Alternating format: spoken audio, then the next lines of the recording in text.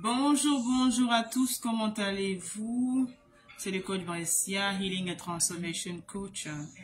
Je suis en mission pour accompagner mes mamans dans le voyage de restauration et je vous aide justement à une fois, vous êtes guéris justement à avoir une maternité épanouie dans toutes les saisons en fait.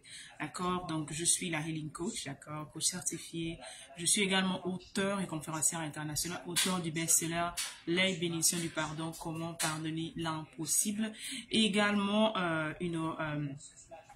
promotrice du concept Je reprends ma couronne et bien d'autres concepts, bien sûr, fondatrice de Eve Academy et l'Académie des Reines.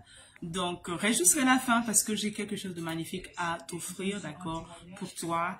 Et j'aimerais aujourd'hui avoir une conversation. Comme vous savez bien, je parle beaucoup de conversation parce que j'aime beaucoup qu'on ait des conversations. On dit souvent que de la conversation, de la discussion jaillit la lumière. Et j'ose espérer que ces conversations te plaisent. Et dis-moi encore en passant quelle est la conversation jusqu'alors qui t'a fait du bien ou qui te fait du bien. Donc voilà, j'en vais parler en fait de ces choses qui peuvent te bloquer ou si tu ne te rends pas compte en fait qui te bloquent inconsciemment en fait. Et j'espère qu'à la fin de ce live, d'accord, de cette masterclass, d'accord, tu pourras te remettre en question, pas pour t'accuser, pas pour t'acculer, pas pour te vilipender, mais vraiment pour devenir ta meilleure version, pour devenir meilleur que tu l'es en fait, d'accord? Comme vous le savez, nous avons une culture dans sur cette page. Pour ceux qui me connaissent depuis longtemps, j'ai toujours ma tasse de thé, je prends pas de café, ben, si tu prends du café, prends ton café, et toujours un bloc-notes et de quoi noter parce que c'est très important. Les informations que je donne sont capitales, ok, d'accord? C'est très, très, très important. Donc, ces choses, en fait, qui te bloquent ou qui peuvent bloquer quelqu'un et dont on ne se rend pas compte, en fait, d'accord? Quelles sont ces choses, d'accord? Bienvenue aux nouveaux abonnés. Si tu me regardes live, n'hésite pas de mettre #live. Si tu me regardes pour la première fois, mets 1. Et si tu me regardes également en replay, n'hésite pas de mettre #replay. Nous nous retrouvons généralement de manière hebdomadaire tous les mercredis, sauf cas de force majeure. Un autre jour, mais au moins une fois dans la semaine, nous nous retrouvons live sur cette page, d'accord? Donc, merci encore d'être là. Merci pour vos impressions. Merci pour vos commentaires. Merci pour vos partages, ok? Donc, quelles sont ces choses-là qui vous font, qui peuvent vous bloquer sans que vous ne vous en rendiez compte? La vie est régie de principes. Il dit avec moi, la vie est régie de principes. Nous ne sommes pas ici sur la terre par hasard. Nous sommes des êtres humains, mais nous sommes des êtres vivants. Donc, toute personne qui est sur cette terre est régie par des principes. Donc, il faut comprendre que ta respiration, c'est un principe. Ta manière de manger, c'est obéir à un principe. Ta vie obéit à un principe. Ta respiration obéit à un principe. La manière à laquelle tu interagis avec les autres également, ce sont des principes, d'accord? Il faut faire très attention. Souvent, on ne se rend pas compte en fait de la manière à laquelle on vit parce qu'on vit comme tout le monde, on veut vivre comme tout le monde. Mais lorsqu'on comprend ces principes-là, ben on fait attention à comment on vit, on fait attention avec qui on vit, on fait attention avec qui on marche, on fait attention avec qui on passe du temps, on fait également attention avec qui ne plus passer du temps ou dans quoi ne plus perdre du temps. Parce que notre temps, comme bien dit souvent ma mère, qui est mon premier mentor, notre temps c'est de l'argent en fait. Le temps est précieux. Elle aime beaucoup dire que le temps d'accord, qu'on perd est du bien concevoir. D'accord, le temps qu'on perd, c'est du bien concevoir. Donc, j'espère que ce ne sera pas une perte de temps de t'asseoir ici. Ce n'est pas une perte de temps d'être là sur cette page, d'accord, que tu viens nous regarder en live ou en replay. Bienvenue dans la Healing Team, ok? Donc, voilà. La première chose qui est très importante, d'accord, qui fait en sorte que... qui peut faire en sorte, d'accord, que tes choses, en fait, se ralentissent, que tu n'aies pas certaines choses dans la vie. Excusez-moi. Je disais tantôt que il faut comprendre en fait que ces choses-là qui peuvent vous bloquer en fait dans la réalisation de certaines choses, qui peuvent vous empêcher d'avoir certaines grâces, qui peuvent vous empêcher en fait d'atteindre certains objectifs dans la vie en fait. Quelles sont ces choses? La première chose en fait, c'est l'envie. La parole dit que l'envie est comme la carie des os, c'est comme la carie des os en fait. L'envie est très importante et beaucoup de personnes marchent là avec l'envie. Surtout sur la page les réseaux sociaux. On voit quelqu'un qui ressemble à quelque chose, qui a porté une tenue en tant que femme. on veut avoir ce que l'autre a, on jalouse en fait ce que la réussite de l'autre. Et je dis toujours que lorsqu'une femme, d'accord, une reine doit comprendre que elle doit toujours, lorsqu'elle rabaisse la couronne d'une autre reine, en fait, c'est sa couronne qu'elle rabaisse. Parce que tu peux pas faire tomber vouloir faire tout, parce que pour tirer, ça prend l'énergie, pour détruire quelqu'un, ça prend l'énergie. Détruire comment? Avec des mauvaises paroles. Détruire, c'est quoi? Il y a des personnes qui, je vais souvent juste regarder comme ça se montre sur Internet, et tu vois toute la négativité que certaines femmes, et tu prends bien ton temps d'écrire la négativité sur la page de quelqu'un, de manquer de respect à quelqu'un, d'insulter quelqu'un comme tu veux en fait.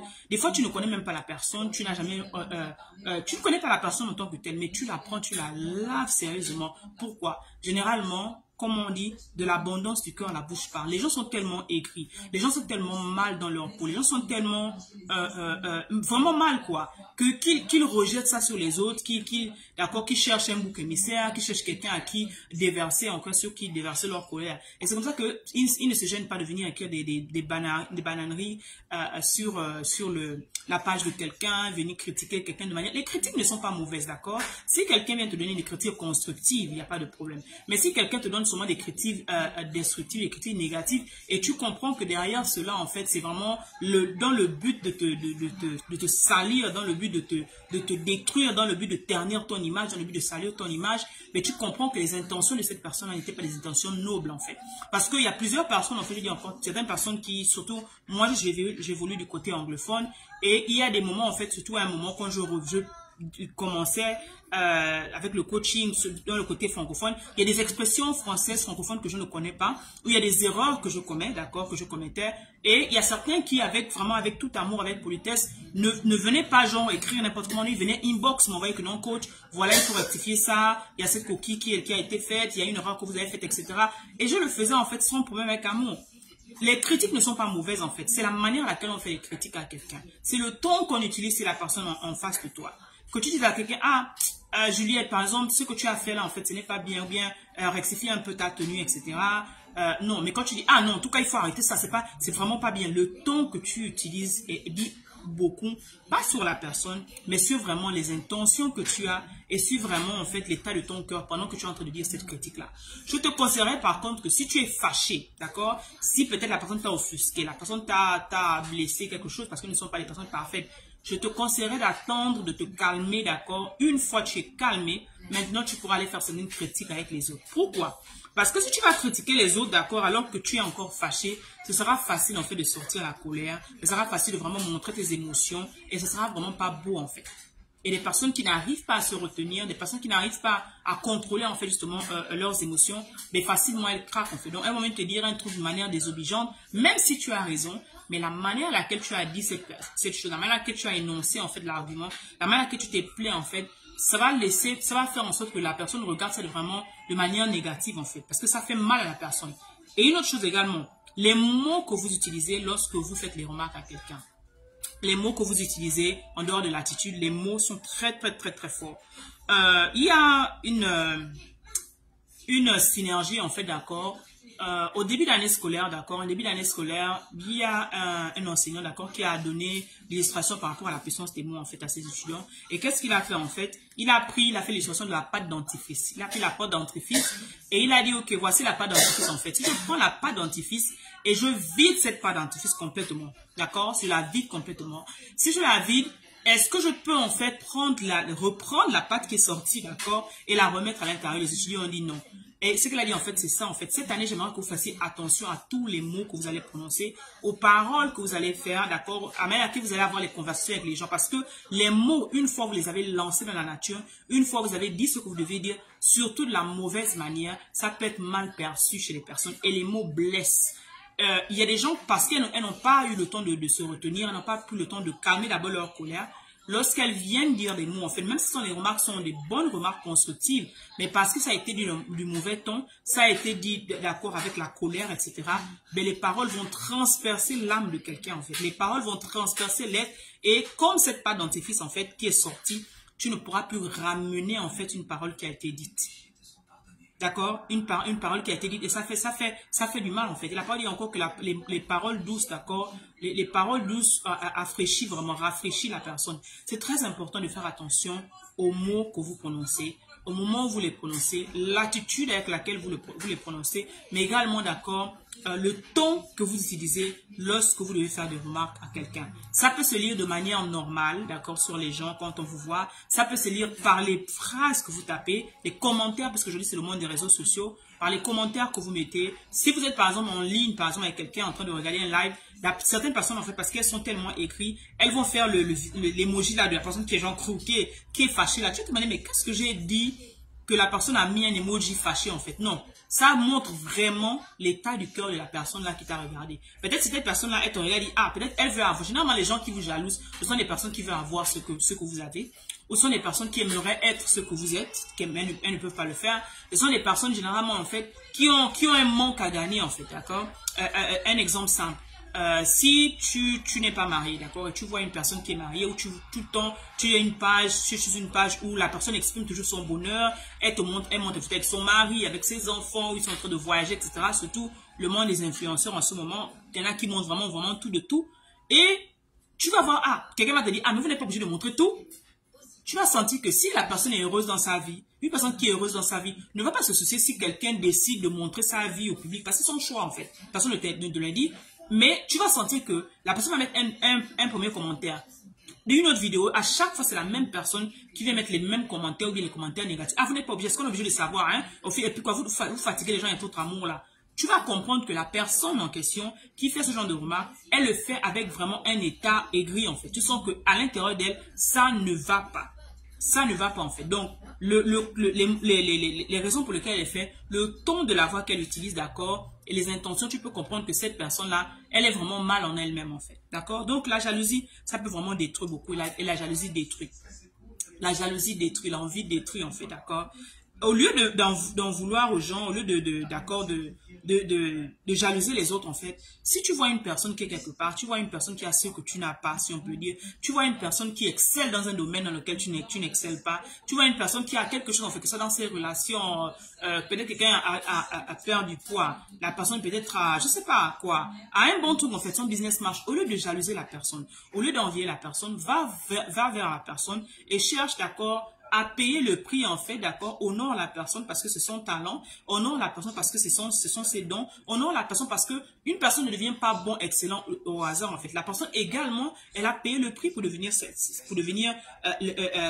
personne-là, mettre dans son domaine, marcher dans ce domaine, une grande étoile dans son domaine. La personne a payé le prix. Donc, au lieu de jalouser la personne ou de l'envier, va vers elle et demande-lui en fait, d'accord, à travailler avec elle, demande-lui en fait combien ça coûte, d'accord, d'être mentoré par elle. Investis en elle en fait, d'accord, investis en sa bénédiction. Et c'est quelque chose en fait que je dis que chez nous, on a cette mentalité en fait de toujours envier les autres, toujours minimiser en fait ce que l'autre a parce que justement on a nous-mêmes ce mal-être en fait. Et si tu apprends vraiment au lieu de jalouser l'autre, si tu vas vers elle ou lui et que tu le demandes en fait tranquillement, des fois c'est pas quelque chose qui va t'offrir qui est vraiment des yeux de la tête, mais si tu vas voir quelqu'un, tu dis oh, tu sais ma soeur, peut-être moi j'ai des problèmes dans mon foyer et je vois que ou bien par rapport à ce que je vois sur internet, ben, ton mariage a l'air de marcher. Est-ce que tu donnes des coachings sur le mariage? Est-ce que comment tu as fait en fait? La personne peut-être au début même te donne des conseils gratuits et généralement on dit souvent que ce qu'on donne gratuit, les personnes n'apprécient pas. Mais qu'à cela ne tienne, tu vas vers la personne en toute humilité je dis bien, pas avec des mauvaises intentions, dans l'intention d'apprendre parce que tu aimerais peut-être que ta relation change, ou bien c'est le côté du business, tu aimerais que ton business change. Tu vas vers la personne et tu demandes à la personne de l'aide en fait. C'est-à-dire que tu t'humilies, tu reconnais que tu as besoin d'un problème, tu as un problème, tu reconnais que la personne là peut t'aider. Au lieu d'aller jalouser la personne, au lieu d'aller salir la personne, d'aller écrire n'importe quoi sur la page de la personne, faire des mauvais commentaires, d'accord, alors peut-être que tu n'as jamais même pris les coachings de la personne, tu n'as même pris aucun service, donc tu ne connais pas comment la personne travaille. Et même si tel est le cas, d'accord, tu n'es pas obligé d'aller mettre un commentaire négatif chez la personne. Il faut éviter ce genre de comportement en fait. Tu as peut-être travaillé avec la personne et peut-être ça ne t'a pas plu ou bien ça n'a pas marché comme tu voulais en fait. Ne va jamais écrire un review négatif. Je vous assure parce que demain après-demain, là je vous ai dit au début, la vie est régie par des lois et des principes. Et demain après-demain, tu ne sais pas peut-être que toi-même à un moment, tu vas vouloir devenir un entrepreneur ou tu vas vouloir devenir, je sais pas, un coach ou quelqu'un en fait. Peut-être que ça ne connaît pas demain. Et tu vas te rendre compte, d'accord, parce que tu as semé cette graine de négativité là. Tu as un jour critiqué le programme de l'autre. Tu as un jour sali l'autre de manière volontaire dans le but de vraiment détruire la personne. Mais crois-moi, ça va revenir en fait. Parce que la balle qu'on jette, revient toujours en fait. C'est d'autres attaquent à la loi du karma, en fait, le boomerang. C'est très important de faire attention. Ce sont ces choses qui détruisent à long terme, dont on ne se rend pas compte, mais qui sont très bénéfiques. Il faut faire très attention. Si tu le faisais, arrête de le faire, en fait. Et ça peut être seulement, ça ne peut pas, c'est pas seulement sur le coaching ou bien quoi. Ça peut être, tu aller dans un salon, les femmes on fait les ongles, etc. Tu aller dans un salon, tu aller faire la coiffure, tu aller faire les ongles, tu as demandé un service à quelqu'un pour prendre soin de toi. Et tu n'as pas aimé en fait le service. Je t'en supplie. Même si tu n'as pas aimé le service, d'accord, dis-lui qu'en fait, peut-être tu es mécontente, mais ne va pas jusqu'à aller salir, d'accord, la réputation de la personne. Ne va pas jusqu'à aller mettre un mauvais review. Je sais qu'il y a des personnes qui le font, mais ne le fais pas. Si tu es quelqu'un conscient qui regarde cette vidéo, si tu es quelqu'un qui la regarde des années plus tard, parce que ça sera là, d'accord, qui est vraiment une personne qui demain, après-demain, tu vas aller quelque part, évite, d'accord, d'aller semer la négativité, d'accord, chez les autres, en fait. Parce que sur Internet, en ce moment, la page Internet sur laquelle, comme celle sur laquelle je suis, c'est l'identité de la personne. Le site Internet que la personne paye, que la personne investit, parce que c'est pas facile, c'est pas gratuit. C'est l'identité de la personne, en fait, la carte de visite virtuelle de la personne. Si tu vas mettre un review négatif, ben ça peut ternir la réputation de la personne. Peut-être la personne, on n'est pas parfait, d'accord? Moi-même, je fais des erreurs, la personne n'est pas parfaite. Il y a des choses, peut-être des programmes que tu fais, ça ne se passe pas comme tu veux. Il y a des problèmes techniques, il y a tellement de choses dont on ne vous parle pas forcément. Donc, moi, je me dirais, par exemple, va voir la personne et soumets-lui, en fait, ton mécontentement. Que voilà, je n'ai pas apprécié ceci, cela, j'aurais aimé ceci, cela, ou je m'attendais à ceci, cela. Mais fais-le toujours avec amour. Ne le fais pas dans le but de venir ternir la personne, parce que je dis encore, personne n'est parfait. Personne ne détient tout le truc et au fur et à mesure, d'accord, la personne va rectifier. Peut-être tu vas aider la personne à ce que demain, après-demain, si elle refait le même programme, elle va plus faire les erreurs. Mais par exemple, même sur l'histoire des ongles, revenant sur les ongles, etc., tu as eu un mauvais service, etc., je t'assure que tu ne sais pas, peut-être la personne qui t'a mal fait les ongles ou qui t'a mal fait les cheveux, mais elle-même avait les problèmes. Nous sommes des êtres humains, nous ne sommes pas des robots. Peut-être la personne est en train de passer par un divorce, la personne est en train de passer par une séparation, la personne a des problèmes, en fait, peut-être avec la boîte, elle n'arrive pas à payer les factures. Et tout ça, en fait, ça affecte, parce qu'émotionnellement, elle n'est pas bien, d'accord? Mais ça affecte, et ça peut également affecter son travail. Donc, il faut que soyons indulgents envers les autres. Soyons indulgents envers les autres et rappelons-nous que nous sommes des humains. On a perdu notre humanité parce qu'on se dit que tout est censé aller bien. Non, personne n'est parfait. Nul n'est parfait, il n'y a que Dieu qui est parfait, en fait.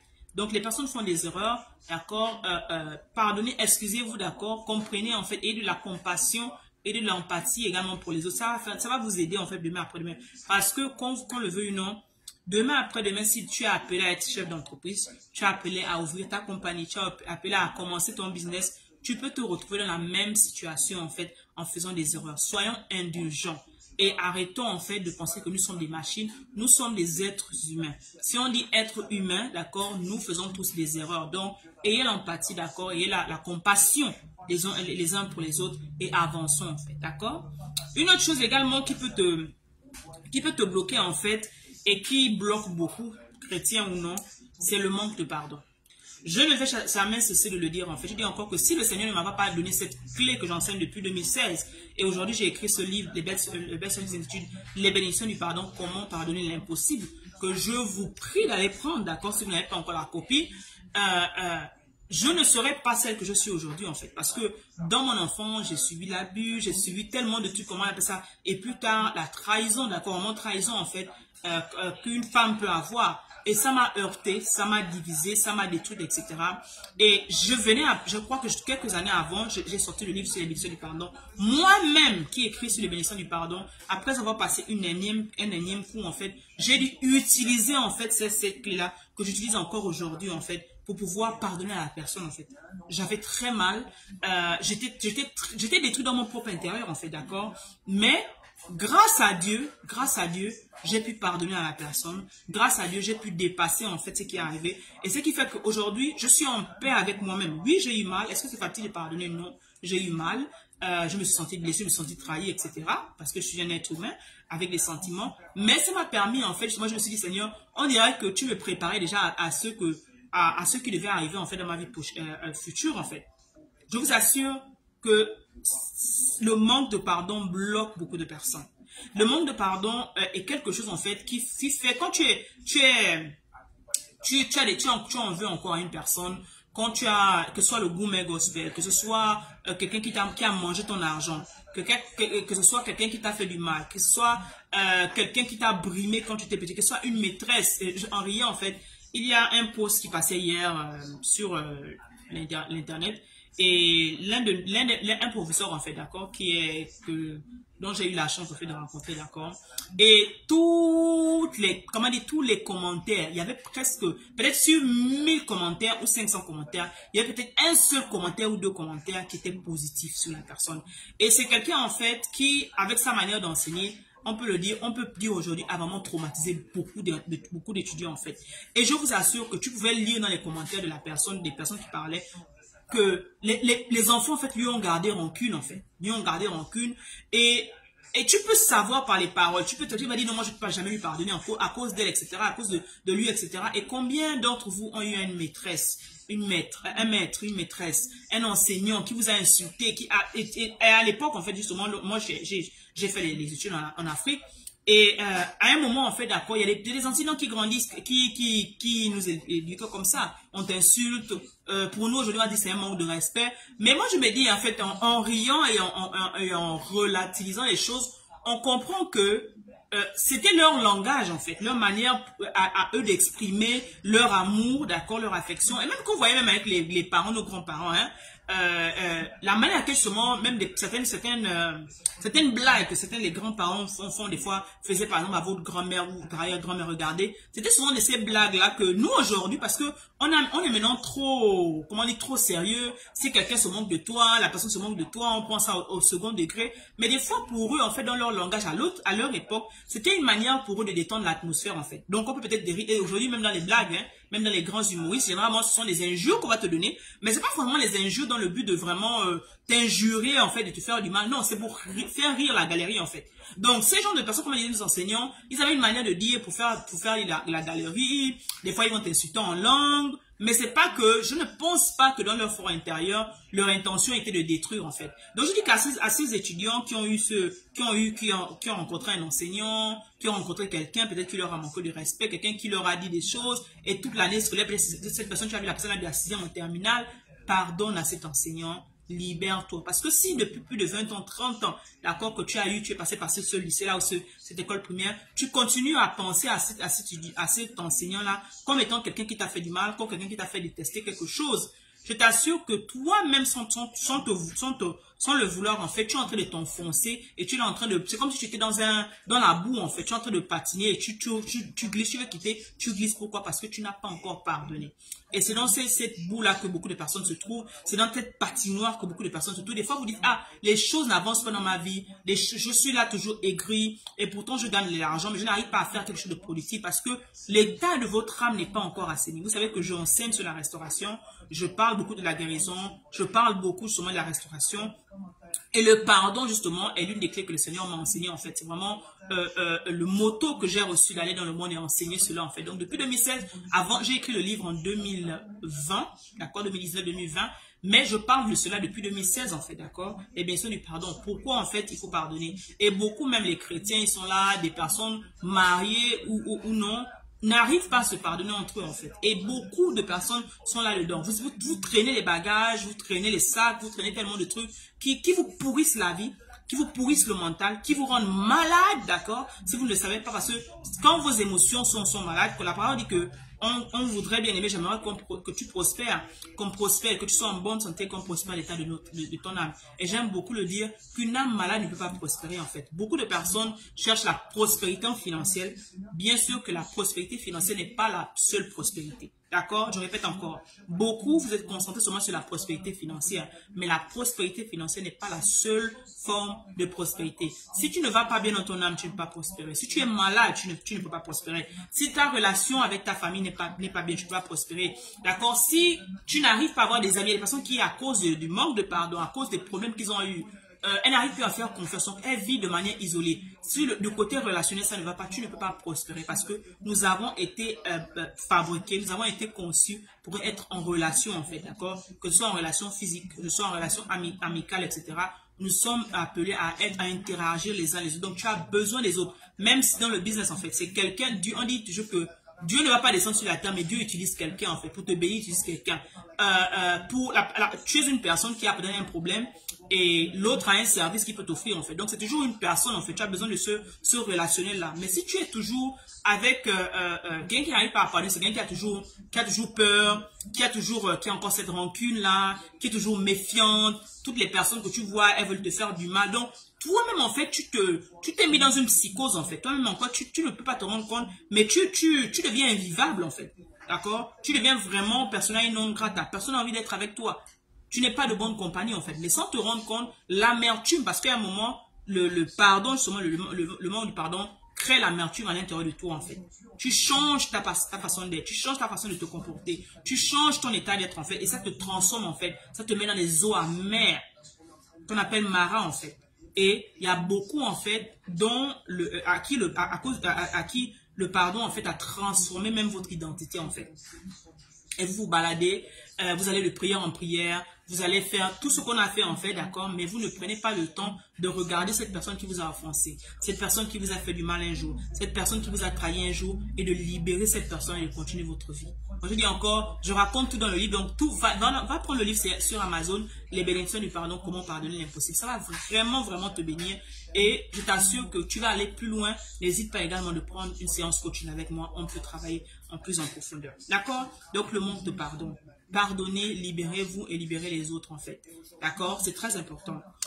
Un autre élément également qui est très important, qui peut faire en sorte que ces choses qui peuvent vous bloquer, c'est le manque de service, en fait. Et je dis toujours, je l'ai enseigné depuis des années, le service est vraiment une loi magnifique, une loi puissante, une clé puissante qui doit être de plus en plus enseignée dans nos cultures, en fait.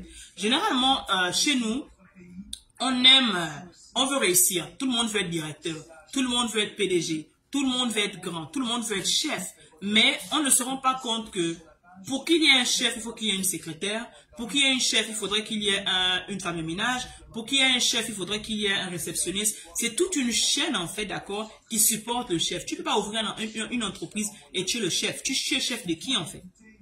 Tu es chef de qui? Donc, il y a quelqu'un qui doit servir, d'accord? Il y a des gens qui doivent servir. Mais ce que vous devez comprendre, que nous sommes au service les uns des autres. Même si c'est ta compagnie en tant que leader, on dit toujours le leader, en fait, c'est le plus grand serviteur. C'est celui qui est censé être humble. À l'exemple même du maître Jésus, en fait, d'accord? Il a lavé les pieds de ses disciples. Il a lavé les pieds des disciples en toute humilité, malgré le fait qu'il était une grande autorité. Et il a dit encore, je dirais même, c'est l'un des exercices les plus humbles, l'une des preuves d'humilité qu'il nous a montré, en fait, en s'inclinant, en servant les autres. Il a lavé les pieds de ses disciples, parfumé les pieds de ses disciples avant de repartir. Et il a dit, vous devez faire autant, en fait. Servir les autres, c'est très important.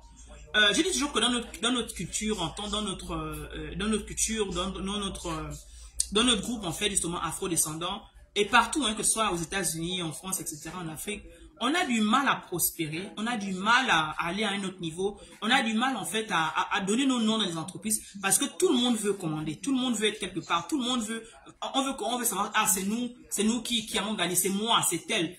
Et Dieu, écoutez-moi très bien, Dieu peut donner une idée à quelqu'un. D'accord? C'est toi qui as l'idée, c'est toi qui as reçu l'idée, c'est toi qui as reçu la vision de l'entreprise. Mais ça ne veut pas dire que l'entreprise va être exécutée partout, en fait. Je répète encore. Dieu peut donner l'idée à quelqu'un, l'entreprise, la création de l'entreprise, un concept. Mais ça ne veut pas dire, d'accord, que c'est toi qui vas réaliser cette entreprise-là, c'est toi qui vas exécuter, en fait, l'idée. Souvent, parce que tout le monde veut faire quelque chose, en fait, on ne comprend pas que Dieu peut te donner peut-être une idée. Paul peut être le réalisateur de cette idée. Jacques peut être, par exemple, celui qui va design, d'accord, le concept, le logo. Caroline peut être peut-être celle qui va être chargée de personal relation, celle qui va être en fait dans les ressources humaines.